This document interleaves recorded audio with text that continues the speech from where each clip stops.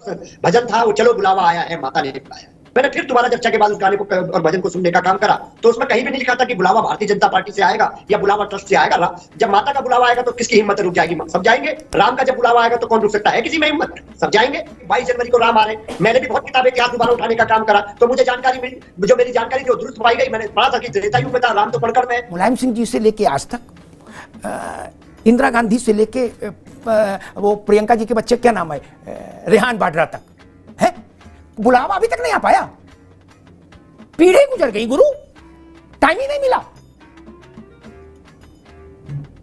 ये वैसी बात है कि अम्मा रोते रोते मर गई, पड़ोस के घर में लड़का नहीं गया, बोले अम्मा बुलावा भेजेगी, हम किसी कहने जाएंगे? अम्मा मेरी भी है, अम्मा सबकी है। अम्मा मर गई, इंतजार करते करते लला नहीं गए। क्यों? क्योंकि लला बोले चलो बुलावा आया है, बुलावा ही नहीं आया। हेलो नमस्कार दोस्तों, चैनल पे आप सभी का एक बार फिर से स्वागत है। दोस्तों दरअसल सारा विपक्ष ये चिल्ला रहा है कि रामलला हमारे भी हैं, रामलला हमारे भी हैं, चलो बुलावा आया है, माता ने बुलाया है, जब रामलला बुलाएंगे हम जब जाएंगे। और इस गाने का तंज भी कर रहे हैं और मजाक भी उड़ा रहे हैं इस बात को बोलते हुए। इसी पर आज अमिताभ अग्निहोत्री जी ने डायरेक्टली इनडायरेक्टली पूरे विपक्ष को जो धोया है, आपको देखकर बहुत ही मजा आने वाला है और डिबेट वीडियो बहुत ही देखने लायक और समझने लायक होने वाली है। आपसे रिक्वेस्ट है वीडियो को एक छोटा सा लाइक दे दें, चैनल पर नए हैं तो चैनल को सब्सक्राइब करें और बेल आइकन ऑन कर दें।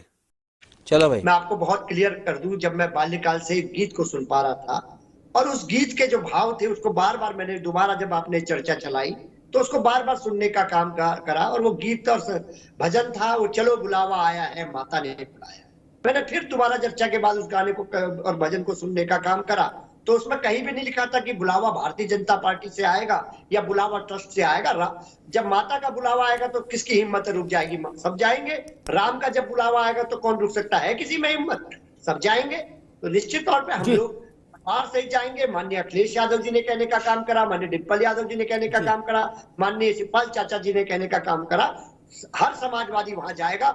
हमारा राम जो है सुप्रीम कोर्ट के आदेश से मंदिर बन रहा है, भव्य बन रहा है। राम जो है कण-कण में बसे हुए हैं और कई लोग कहने का काम कर रहे हैं भारतीय जनता पार्टी में ज्यादा बुद्धिमानों की भर्ती हो गई है। वो कहने का काम कर रहे हैं कि 22 जनवरी को राम आ रहे हैं। मैंने भी बहुत किताबें इतिहास दोबारा उठाने का काम करा तो मुझे जानकारी मिली, जो मेरी जानकारी जो दुरुस्त पाई गई, मैंने पढ़ा था कि त्रेता युग में था, राम तो कण-कण में। तो जो लड़ाई है वो लड़ाई इस बात की है, हम मानते हैं जो 22 तारीख को है वो राम जी की वहां स्तुति हो, पूजा हो और हम इसका स्वागत करते हैं। जो इवेंट बनाने में चैनल में बैठा था भारतीय जनता पार्टी के भारतीय जनता पार्टी का प्रवक्ता साथी कह रहे थे ये इवेंट को पूरा विश्व देखेगा।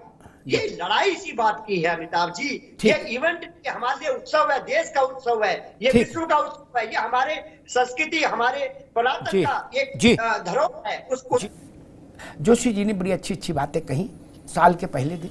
ओम प्रकाश जी आ रहा हूं पर, लेकिन मैं एक विनम्र बात कह के कहूंगा, उनके हित की बात है। और भाई देखो, तुलसीदास जी कह गए कि सचिव मित्र और गुरु को भयवश चुप नहीं रहना चाहिए।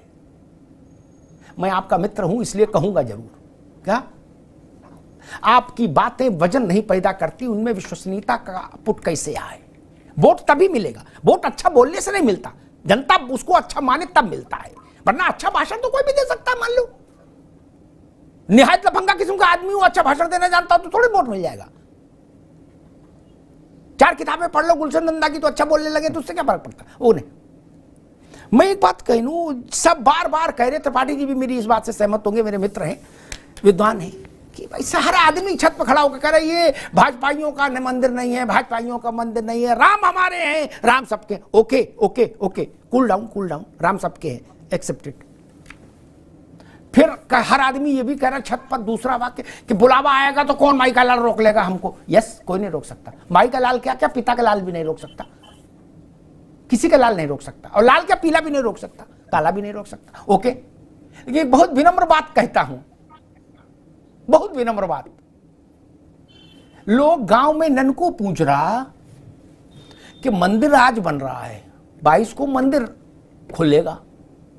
रामलला तो सदियों से वहां है भैया, और 49 के बाद से तो पूजा अर्चना चल रही, राग भोग आरती चल रहा सुप्रीम कोर्ट के आदेश से। भारत सरकार की ट्रेजरी से पैसा सैंक्शन हो रहा था उनके भोग के लिए। तो जो बताया अभी जोशी जी ने कि चलो बुलावा आया है, माता ने बुलाया है, शेरावाली जो गाना आया था सिनेमा में वो उन्होंने बताया।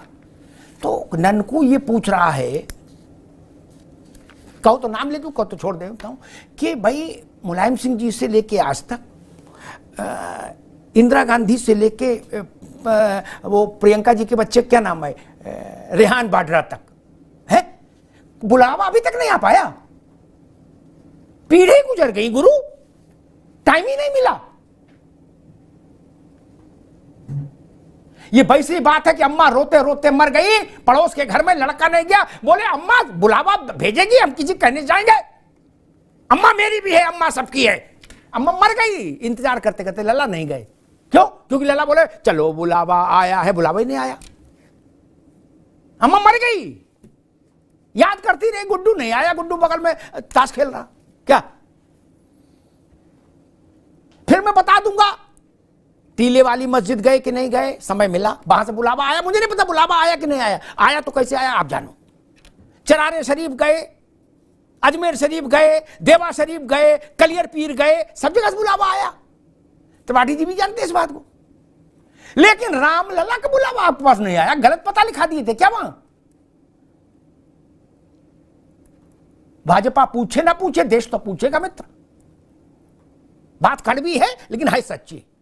इसलिए बार बार बहुत तेजी से ये कहने से रामलला सबके हैं, अम्मा बाप सबके हैं। बच्चे जब ये कहते हैं ना तो अम्मा बाप की सेवा भी करनी पड़ती है। बाप को मरने के लिए छोड़ दो ठंड में, और ये चिल्लाते रहो बाप सबके हैं, मेरे रक्त में उनका रक्त मिला है, मैं उनका अंश हूं। अरे तो रजाई तो दे देते ठंड में बाप को, नहीं। त्रिपाठी जी की पार्टी तो शासकों की पार्टी रही है, मुझे कष्ट होता है आत्मिक। आपकी पार्टी तो स्वाभाविक शासकों की पार्टी रही। आपको कभी इस बात पर आंख में आंसू आया कि त्रिपाल की रस्सी बदलने के लिए कमिश्नर की के यहां इजलास में अर्जी लगती थी? केवल एक बार 56 भोग की परमिशन थी कोर्ट से राम को। आपको पता है घी तक मेजर होके आता था कि इससे ज्यादा घी नहीं खर्च होना चाहिए दीपक में। 7 जोड़ी कपड़े कुल साल में, फट जाए तो भी वही पहनो रामलला के लिए। कभी कांग्रेस ने इस पर सवाल उठाया देश में? कभी सवाल उठाया क्या? त्रिपाठी जी बात कड़वी है। आप साथ जो आपके जो बड़े नेता हैं जो दिन में 7 कुर्ते बदल रहे हैं नींबू काट कर कलप के, वो 7 जोड़ी कपड़े में रह लेंगे? चाहे त्रिपाठी जी हो, चाहे ओपी सिंह की पार्टी के हो, चाहे जोशी जी की पार्टी के हो। आप लोगों ने रामलला को क्या बना के रख दिया था और आपकी आंख कभी नम नहीं हुई। मैंने सत्येंद्र दास जी महाराज को रोते बिलखते देखा है वहां अयोध्या में। पूरा विग्रह धूल से भर जाता था। और पता नहीं जोशी जी आपकी पार्टी शासन में रही उत्तर प्रदेश में लंबे समय तक, 4 बार उसी कालखंड में। कभी आपने ये सोचा, बातें तो आपकी पार्टी भी बड़ी अच्छी करती, कभी आप लोगों ने सोचा कि रामलला के यहां टेबल फैन ही सैंक्शनड था, केवल कूलर सैंक्शनड नहीं था? कभी बहैसियत चीफ मिनिस्टर आपने दखल देने की कोशिश की कि नहीं कूलर लगेगा, एसी लगेगा? कभी सोचा? आपके घर में एक टेबल फैन दे दे, सारे एसी हटवा दे, आप रह लोगे? मेरा मन दुखता है, मेरी आत्मा दुखती है। आप लोगों के बाथरूम में भी एसी लगा है। रामलला के दरबार में एक टेबल फैन सैंक्शन था, एक टेबल फैन सैंक्शन था सिर्फ। और आप लोग के तो राम सबके। दोस्तों, इस डिबेट में अमिताभ अग्निहोत्री जी ने एक बहुत सही और अच्छा मैसेज दिया है। जब तुम आज जिनको बाप बोल रहे हो, कभी उनको तुमने सर्दियों में और धूप में, गर्मी में, सर्दी में सड़ने के लिए छोड़ दिया था। बाकी आप इस डिबेट वीडियो के बारे में क्या राय रखते हैं, अपनी राय हमें कमेंट्स में दें। चैनल पर नए हैं तो चैनल को सब्सक्राइब कर दें और बेल आइकन ऑन कर दें। कल फिर मिलते हैं एक और डिबेट वीडियो के साथ। तब तक के लिए जय हिंद, वंदे मातरम, जय श्री राम।